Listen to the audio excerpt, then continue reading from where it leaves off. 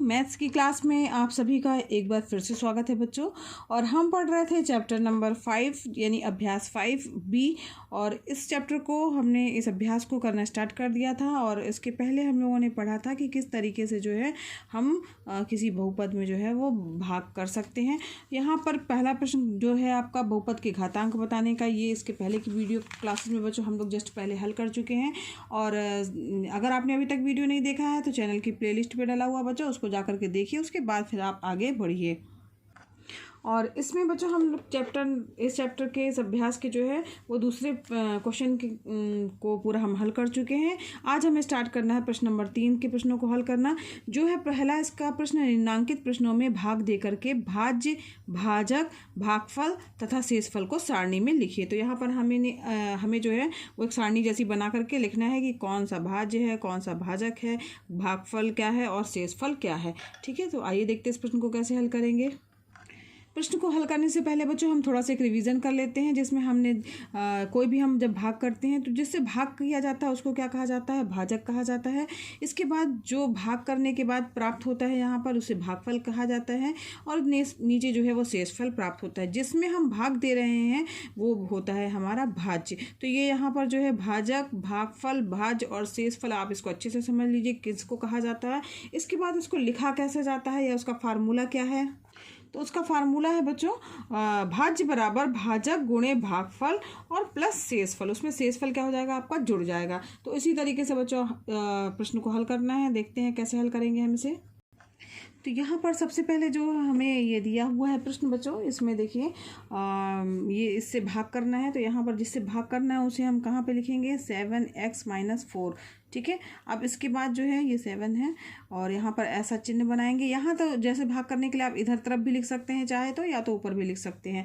तो यहाँ पर हमने जो ये आपका ये दिया हुआ जिसमें भाग करना है वो लिख लिया, प्लस 13x-15। भाग करने का तरीका हम लोगों ने इसके पहले की वीडियो क्लासेस में पढ़ा है किस तरीके से भाग करना है। तो सबसे पहले आप पहले वाले पद को देखेंगे, 7x दिया हुआ है। तो 7x में हम किसका मल्टीप्लाई करें कि आपका ये पहला पद आ जाए, यानी 14x² प्राप्त हो जाए। तो 7 की टेबल में 14 कब आता है, जब हम 2 का मल्टीप्लाई कर देंगे तो यहाँ पर 14 आ जाएगा। यहाँ पर x है मगर यहाँ पर x² है, यानी कि 2x का अगर हम मल्टीप्लाई कर देंगे तो ये पहला पद हमारा 14x² आ जाएगा। तो यहाँ पर हम क्या लिखेंगे, 2x लिख देंगे। ठीक है, तो यहाँ पर 7 दूनी 14 और x का गुणा x से होगा तो 14x² हो गया। यहाँ पर देखिए जब हमने इसका मल्टीप्लाई इससे किया है तो इसका मल्टीप्लाई इससे भी होगा। तो यहाँ पे कितना आ जाएगा, 4 दूनी 8, चिन्ह माइनस लगेगा और यहाँ पर 8 हो गया और x है तो यहाँ पर 8x हो गया, ये यहाँ पर आएगा। अब यहाँ पर हमें घटाना है, घटाने के लिए चिन्ह परिवर्तित हो जाते हैं। तो यहाँ पर प्लस का चिन्ह कुछ नहीं लगा, इसका मतलब प्लस का चिन्ह है, तो यानी यहाँ पर माइनस का चिन्ह हो जाएगा। और यहाँ पर माइनस का चिन्ह लगा हुआ है, इसका मतलब ये क्या हो जाएगा, प्लस हो जाएगा। तो यहाँ पर ये 14x आपस में क्या हो जाएंगे, कैंसिल हो जाएंगे। और यहाँ पर 13 और यहाँ पे प्लस का चिन्ह हो गया, यानी 13 + 8 हो जाएगा बच्चों, यानी 13 और 8 कितना हो गया, 21 हो गया। तो यहाँ पर 21x हो गया। ठीक है, और ये -15 जो है वो हम उतार लेंगे उसी तरीके से। अब यहाँ पर हम इसमें देखेंगे 7x है, यहाँ पर क्या है 21x। यही प्रक्रिया करनी है दोबारा कि 7x में किसका मल्टीप्लाई करें कि 21x आ जाए। तो 3 का अगर हम मल्टीप्लाई कर दे रहे हैं तो 21x आ जाएगा। तो यहाँ +3 हम लिखेंगे, तो 7 × 21 और x -4 का गुणा 3 से होगा तो -4 × 3 = 12। अब यहाँ पर चिन्ह माइनस होगा तो यहाँ पे भी माइनस हो जाएगा, ये माइनस वाला चिन्ह प्लस हो जाएगा। समझ में आ रहा है बच्चों, ये आपस में कट जाएंगे। अब यहाँ पर -15 है और यहाँ पे +12, -15 और +12 क्या हो जाएगा, -3। बड़ी संख्या में से छोटी संख्या घटेगी, चूंकि बड़ी संख्या के आगे माइनस का चिन्ह लगा हुआ है इसलिए यहाँ पर माइनस का चिन्ह प्राप्त हो जाएगा। तो यहाँ पर आपको समझ में आ गया होगा। अब यहाँ पर हम इसको सारणी के रूप में दिया गया है कि शेषफल और भाजक, भागफल, भाज्य को सारणी के रूप में लिखना है। तो आप एक सारणी जैसा बना लीजिएगा, यहाँ पर लिख दीजिएगा सारणी। ठीक है, अब यहाँ पर कैसे बनाना है आपको, इस तरीके से बच्चों आपको एक सारणी जैसी बना लेनी है जिसमें भाज्य, भाजक, भागफल और शेषफल लिखा होगा। अब यहाँ पर हमारा भाज्य क्या चीज़ है, यानी जिसमें हम भाग कर रहे हैं, यानी ये वाला पद हमारा क्या कहलाएगा, आपका वो भाज्य कहलाएगा। यानी 14x² + 13x - 15। अब यहाँ पर भाजक यानी जिससे हम भाग कर रहे हैं, यानी ये वाला पद हमारा कहलाएगा। तो यहाँ पर 7x - 4 हो जाएगा। भागफल यानी कितना हमने भाग कर दिया है तो कितना प्राप्त हुआ, तो यहाँ पर क्या आ जाएगा हमारा भागफल शेषफल क्या आया है, 2x + 3 आ गया। और शेषफल यानी जो नीचे हमारा शेषफल के रूप में प्राप्त हो रहा है वो हमारा शेषफल आ गया यहाँ पे -3। तो इस प्रकार से एक सारणी बना करके हमको जो है इसको लिखना है। इसी तरीके से जो है ये आपके इसके प्रश्न हैं, तो भाग दे करके हमने जो है इसको सारणी के रूप में लिख लिया। इसी तरीके से इन प्रश्नों को करना है। इसका का प्रश्न हम लोगों ने हल किया है और इसके आगे के प्रश्न खा प्रश्न बच्चों आप कर लीजिएगा, वो आपका होमवर्क है। चलते हैं गा प्रश्न को, उसको भी आप एक बार समझ लीजिए। तो यहाँ पर देखिए दिया हुआ है 3x + 7 से आपको क्या करना है, भाग करना है। यहाँ पर जो जिस पद में भाग देना है वो हमने लिख लिया है। अब यहाँ पर देखिए भाग देने के लिए जो हमारा प्रश्न दिया गया है उसमें यहाँ पे क्रम नहीं दिया गया है, तो इसलिए हम उसको पहले x की घातों के क्रम में लिख लेंगे। यानी x⁴ पहले आएगा, फिर इसके बाद x³ आएगा, फिर x² आ जाएगा, फिर x आएगा और यहाँ पर अंक आ जाएगा। अब इसके बाद हम इसमें भाग कर रहे हैं, तो हमने यहाँ पर जो है जो करने का तरीका वही है बच्चों। यहाँ पर 3x दिया हुआ है, तो यहाँ पर -12x⁴ करने के लिए हमें किसका गुणा करना होगा, तो 3 की टेबल में 12 कब आता है, 3 चौको 12, यानी माइनस, चूंकि यहाँ माइनस चिन्ह लगा इसलिए माइनस का हमें गुणा करना पड़ेगा। तो -4 और यहाँ पर x है, यहाँ पर x⁴ है, तो यहाँ पर हम किसका मल्टीप्लाई करेंगे, x³ का। तो -4x³ का जब मल्टीप्लाई करेंगे तो दोनों के साथ में करने पे ये आएगा, घटाएंगे तो चिन्ह चेंज हो जाएंगे बच्चों। माइनस है तो प्लस हो जाएगा, यहाँ पे भी माइनस है तो ये क्या हो जाएगा, प्लस हो जाएगा। इस तरीके से बच्चों यहाँ पहला पद जो होगा वो आपका कट जाएगा और यहाँ पर जो है इसके बाद जो है इसी तरीके से आपको हल करना है। तो यहाँ पर देख रहे होंगे यही प्रक्रिया हर उसमें करती जानी है और लास्ट में हमारे पास में ये क्या प्राप्त हो जाएगा, जो है वो हमारे पास में शेषफल प्राप्त हो जाएगा। इसके लिए भी सारणी आप बना दीजिएगा। सारणी प्रश्न में दिया है कि सारणी कैसी बनानी है, तो यहाँ पर देखिए इसी तरीके से आप जो है वो सारणी इसकी बना दीजिएगा। तो यहाँ जिसमें भाज्य आप लिख दीजिएगा, भाजक लिख दीजिएगा, भागफल लिख दीजिएगा और शेषफल लिख दीजिएगा। तो इस तरीके से इसकी जो है एक सारणी आपकी तैयार हो जाएगी। इसी तरीके से इसका घा प्रश्न है और खा प्रश्न भी है। तो ये दोनों आपके होमवर्क हो गए, इनको आप करिएगा, बहुत आसान है, बन जाएंगे बच्चों। आगे बढ़ते हैं नेक्स्ट प्रश्न की ओर बच्चों।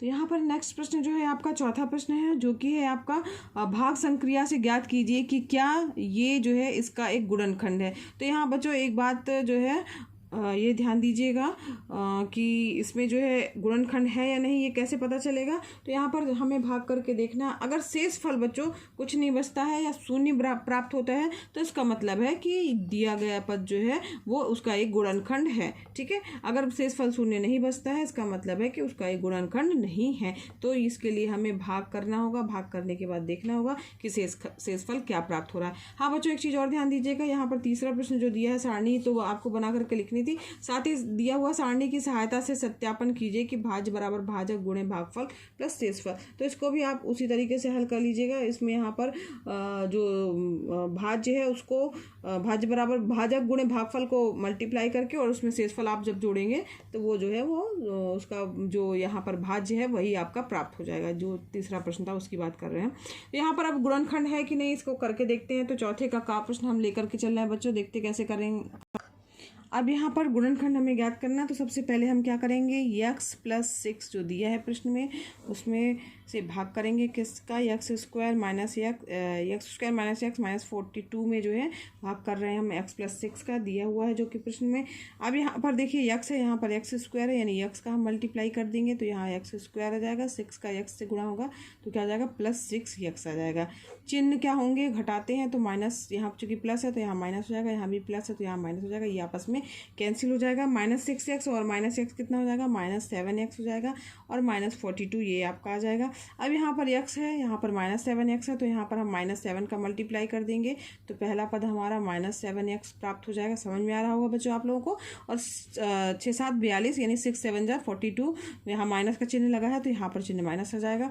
अब हम घटाएंगे, घटाने में चिन्ह अपोजिट हो जाते हैं, यहाँ माइनस है तो यहाँ प्लस हो जाएगा, यहाँ माइनस है तो यहाँ प्लस हो जाएगा। -7x + 7x आपस में कैंसिल हो जाएगा, -42 + 42 आपस में कैंसिल हो जाएगा, यानी यहाँ पर शेषफल क्या प्राप्त हो गया, आपका शून्य प्राप्त हो गया। तो यहाँ लिख लीजिएगा उत्तर, आप लिखिएगा, इसमें पूछा गया है कि गुणनखंड है कि नहीं, तो यहाँ लिखिएगा उत्तर कि भाग करने पर शेषफल, चूंकि भी लिख सकते हैं, चूंकि भाग करने पर शेषफल शून्य प्राप्त होता है, प्राप्त हो रहा है, अतः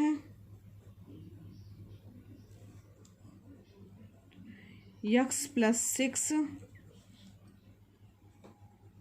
x square minus x minus 42 का एक गुणनखंड होगा, का एक गुणनखंड होगा। ठीक है, गुणनखंड होगा। ठीक, ये हो गया आपका उत्तर। इस तरीके से आप जो है इसका उत्तर लिख दीजिएगा कि ये इसका एक गुणनखंड होगा। तो यहाँ पर आपको समझ में आ गया होगा किस तरीके से प्रश्न करना है। अब अगर शेषफल कुछ और प्राप्त होता है, शून्य प्राप्त नहीं होता है, तो इसका मतलब वो उसका गुणनखंड नहीं होगा। अब बढ़ते हैं, इसका नेक्स्ट प्रश्न भी देख लेते हैं। तो यहाँ पर देखिए 4x minus 3x 4x square minus 13x minus 12 का गुणनखंड है। ये हमें जो है वो प्रूफ करना है कि है कि नहीं है। तो उसी प्रक्रिया के द्वारा बच्चों हम क्या करेंगे, इसका भाग करेंगे और भाग करने के बाद देखेंगे कि शेषफल हमारा क्या प्राप्त हो रहा है। तो यहाँ पर लास्ट में आप जब देखेंगे बच्चों तो शेषफल हमारा क्या प्राप्त हो रहा है, -39/2 प्राप्त हो रहा है। तो -39/2 जो है शून्य नहीं है, इसका मतलब क्या हुआ कि शून्य प्राप्त नहीं हो रहा है शेषफल। अतः जो है 4x minus 3 4x square minus 13x minus 12 का एक गुणनखंड नहीं है। क्यों? क्योंकि जो है इसमें शेषफल शून्य प्राप्त नहीं हो रहा है। तो आप यहाँ पर लिख दीजिएगा कि शेषफल शून्य प्राप्त नहीं हो रहा है, इसलिए ये इसका गुणनखंड नहीं है। इसी तरीके से बच्चों इसके प्रश्न हैं शेष और खा हम लोगों ने देख लिया है, और इसके आगे के प्रश्न में आप गा प्रश्न एक कर लीजिएगा और 6 नंबर का प्रश्न जो है आप कर सकते हैं। और इसके इसी तरीके से बच्चों इन प्रश्नों को हल करना है। तो इस प्रकार से बच्चों यहाँ पर का खा हमने किया, गा प्रश्न आप कर लीजिएगा और एक 6 नंबर का प्रश्न आप कर लीजिएगा फेयर कॉपी में। तो इतना ही पर्याप्त है, करने का मेथड आपको पता होना चाहिए। तो आज के लिए बच्चों बस इतना ही। ये चैप्टर यहाँ पर हमारा समाप्त हुआ 5B अभ्यास का, और इसके नेक्स्ट वीडियो क्लास में हम 5C करेंगे। और अगर बच्चों पढ़ाना पसंद आया हो तो वीडियो को जरूर लाइक कीजिएगा, चैनल पर नए हैं तो सब्सक्राइब कीजिए, साथ ही बेल आइकन प्रेस करके रखिएगा बच्चों, ताकि आपको नए वीडियो का नोटिफिकेशन सबसे पहले मिले। धन्यवाद बच्चों, मिलते हैं एक नेक्स्ट वीडियो क्लास में। और साथ ही बच्चों इस वीडियो को शेयर करना मत भूलिएगा, क्योंकि ये वीडियो क्लासेस फ्री हैं, तो आप भी इसका लाभ लीजिए, अपने फ्रेंड्स को भी शेयर कीजिए। धन्यवाद बच्चों।